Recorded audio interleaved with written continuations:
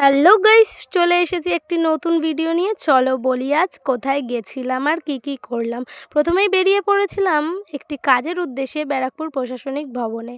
ওখানে ওয়েট করতে বলায় আমরা চলে গেছিলাম একটু পরোটা খেতে। তারপর নিয়েছিলাম একটা আম পোড়া শরবত।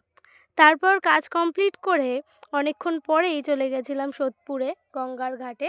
ওখানে সময় কাটানোর পর গেছিলাম একটু দিবাপি রেস্টুরেন্টে।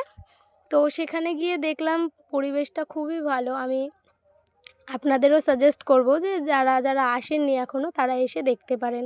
খুবই সুন্দর পরিবেশ, খুবই ভালো ব্যবহার তাদের। খাবারের কোয়ালিটিও খুব সুন্দর, খুব মনের মতনই লেগেছে।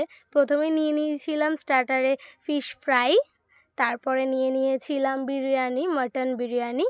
তো এইভাবে একটু মজা করে খেতে খেতে সময় কাটানোর পর চলে গেলাম বাড়ির উদ্দেশ্যে। টাটা।